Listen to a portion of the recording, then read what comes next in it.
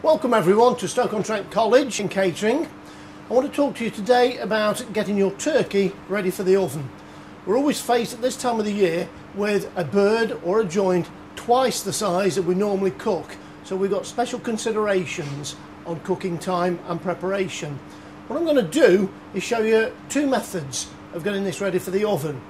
The first one, in both cases, is wash the turkey. Wash the turkey and dry it. Now remember that water doesn't do much good. It doesn't wash away any bacteria or does it many good, but it does wash away the stale blood. I actually suggest that you wash the turkey just prior to using, not when you get it from the butcher, otherwise the water will go stagnant inside the bird. Okay, so we've got here, not particularly large, this is 10 pound in weight, or if you want me to use metric measurements, it's about 5 kilos. We can simply stuff the bird, but never in the cavity.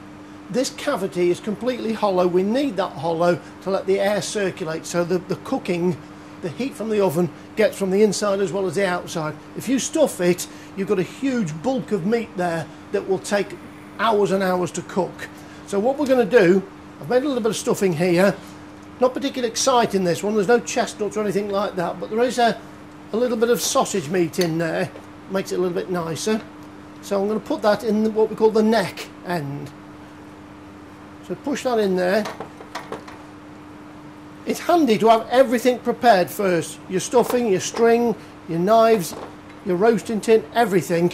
Because once you start touching this turkey, potentially you've got a bacteria on your hands from the bird. So everything you touch after that, you'll transmit onto other things. So you can see there I've put an amount of stuffing in there, tidy it up, bring that flap of skin over there, and you can see where that's gone. So now when it's cooked, hopefully, when we start slicing it, we've got a little bit of stuffing, a little bit of turkey. Tying up, I don't tend to get too carried away with this. We're just keeping its shape. What I like to do is just first of all tie the legs together like that, and then just take the string round the back, tidies up that piece of skin under there, right back to the front there, and tie it off. That's enough. You don't have to be clever about it. It's not a chefy thing. You're just keeping its shape. Okay, into the roasting tin. And again, your oven will determine at home how big your roasting tin is. So I'm particularly stuffing this into quite a small tin. That will just about fit in there. I've got some vegetables prepared here, very large, very rough chopped, carrots, parsnips, a little bit of onion in there. That's lovely for the bird to sit on. That's going to do two things. It's going to sit the bird out of the tin, and it's actually going to put flavour in there as well. It's going to put flavour in there to encourage the gravy. We've got here the insides, the giblets. These are the things that a lot of people don't like the look of. The neck, the liver, the heart, the stomach. That's good for gravy. If you don't want to put it in there, don't. You can just put it in a saucepan, boil it up to make a stock. The stock is useful to make the gravy with later, so we'll put that on as well. So there's your birdie, almost ready.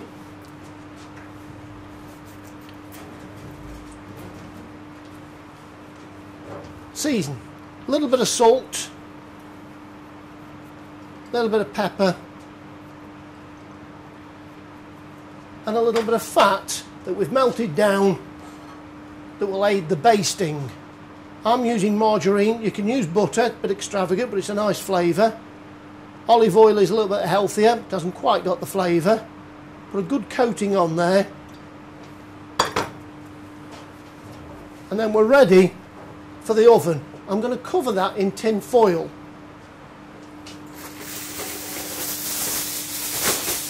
And when you're putting tin foil on this, try not to glue it down to the bird because it will stick in the oven. And try not, I don't particularly recommend doing that, crimping it around the outside, because you're keeping the steam inside.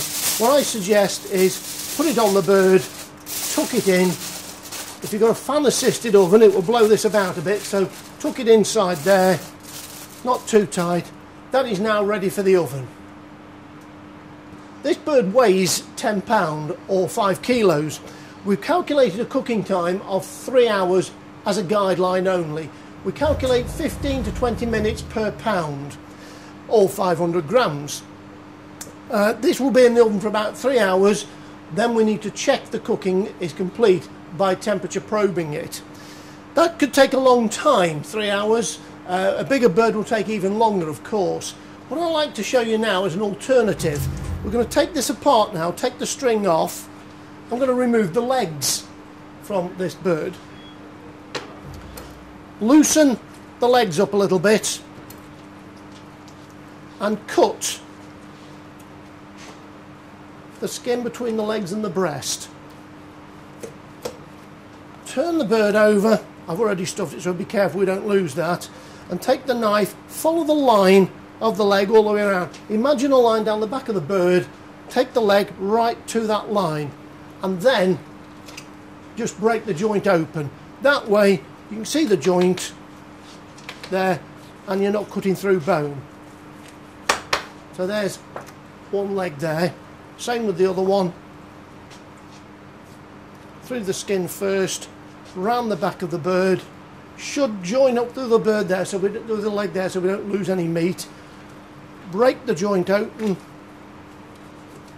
There's no bones to cut through.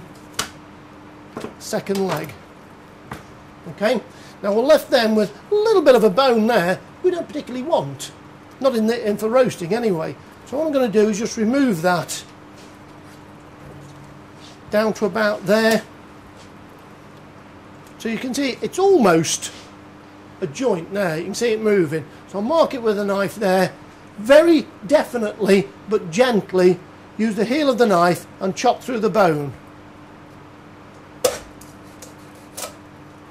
And it should come out quite easily. That again is good bone with good meat, and we can put that towards the giblets for the gravy. So now we just put that back together again.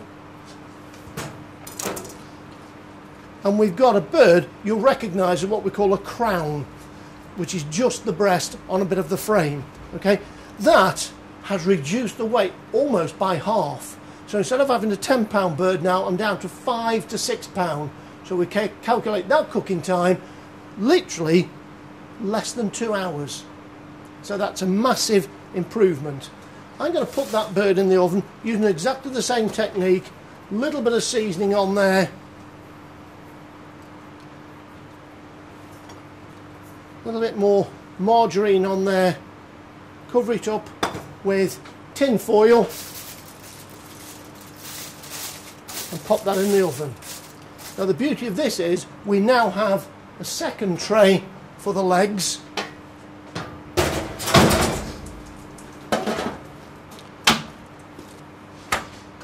And they will only take about an hour to cook. So we've no longer got this situation where you're roasting the turkey for Christmas Day, the legs are burnt, inedible, because we've had 2 different cooking times here. Almost, well, an hour and a half, 2 hours, just 1 hour, job done.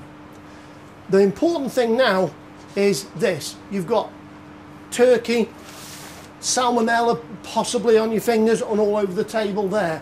Use your antibacterial spray and remove any evidence of everything you've touched. Your knife, the board, your hands, everything you've touched in the sink. Wash up, remove any evidence of the turkey before you go any further. Now this bird is ready for the oven. I'm going to pop it in the oven, and remember it wants basting every 30 minutes. We take it out of the oven with a spoon and just keep stirring the fat over the top of the bird. So that can go in the oven. I've got the oven set on 180 centigrade, and we'll keep an eye on that every 30 minutes. These are what you may call the unpleasant bits off the turkey, but there's an awful lot of flavour in there. That's the carcass we cut off at the bottom, a little bit of meat on there. That's the neck, liver, very tasty, the liver and the heart. Really, if you don't like the look of this, then don't use it. There's a little bit of flavour in there, but if you don't like it, we won't bother. And then we'll just top that up with water. Okay, and we're making a stock. So that will boil on the stove for an hour or as long as the turkey's in the oven, and we'll use that lovely stock. We'll strain it. We'll strain it and then put it into the gravy. So that will take an hour to boil, just to make sure again the turkey's cooked and it doesn't do us any harm. So the stock has been boiling for about an hour or so. So the flavour from the bones and the giblets have got into a nice flavour water which we call stock. We need to strain that into a clean pan and get rid of the bones. Careful not to splash. And that will go towards making the gravy. So that will go into the tin from the turkey and make a nice gravy. Okay, final check on the turkey. Should be done. It's been in for the prescribed time, but we do need to check. We need to be quite accurate. Smells absolutely gorgeous. We've got a nice crisp coat on that, but to be absolutely sure we need to use this thing, which is a temperature probe, and we need to find the centre of the thickest part of the meat, and this temperature should then show at least 75 degrees centigrade. So make sure you've got the centre of that and wait for the reading to come through. So we're confident the turkey's cooked. We're not going to poison anyone over Christmas. It's important that the turkey is cooked through, because there is something called salmonella poisoning in most raw poultry. You cook it, i.e. reach a temperature over 75 degrees, we're dead safe. So I've got confidence now that we can slice this and it will be cooked. And you can see we start from this part of the breast first. You get a nice slice of meat with a little bit of stuffing with it.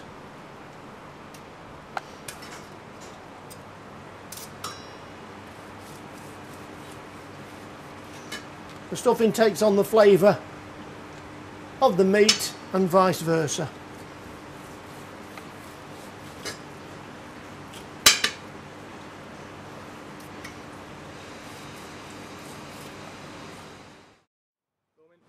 So once you've removed the turkey from the tray, you're left with this lovely sediment, grease, cooked vegetables. Add your stock to that, and what we call deglaze the pan, which is to swill the pan out to get all the flavour into the gravy. This then requires straining and thickening to your choice. Some people like a thick gravy, some like it a little bit thinner. But that is now a gorgeous gravy that just needs thickening.